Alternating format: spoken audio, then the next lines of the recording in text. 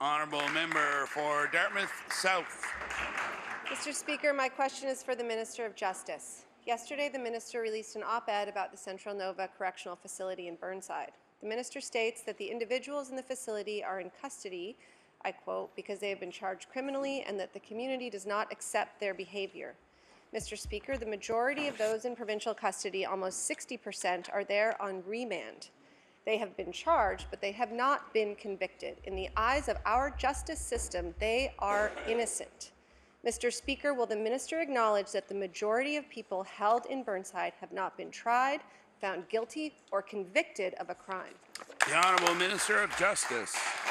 Thank you, Mr. Speaker, and I appreciate the question from my colleague. We know that there are circumstances are very varied, Mr. Speaker, within our correctional institutions. And what I do want to share with my colleague is we have a provincial committee working now with all of the provincial stakeholders in the criminal justice system to identify and advance change that is necessary to address some of these circumstances. And one of those is the custody of those under remand, Mr. Speaker. We know there are challenges in that system, but I want to commit to my colleague and all Nova Scotians that we continue to work diligently towards solutions. The Honourable member for Dartmouth South.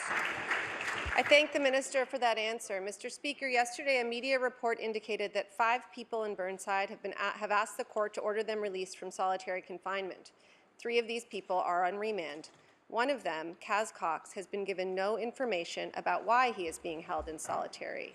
He has had his lights on from 8 a.m. to 12 a.m. each day and a high-beam flashlight in his face every half hour between 12 a.m.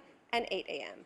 In his handwritten application, Mr. Cox says he feels that he is being tortured while awaiting trial.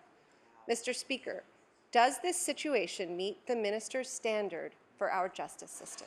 The Honourable Minister of Justice. Thank you, Mr. Speaker, and I appreciate again the circumstances that my colleague is sharing. I'm not aware of the specific circumstances that she has shared, but certainly, Mr. Speaker, there are varied reasons why individuals are in close confinement. And often, Mr. Speaker, it is for their own very protection.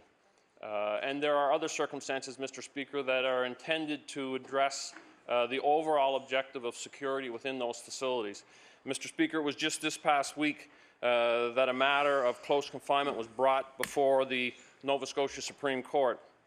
And Justice Cody was very clear in his decision, recognizing that close confinement is an appropriate tool at times, Mr. Speaker, but a tool of last resort. And I want to table, Mr. Speaker, an article that addressed that.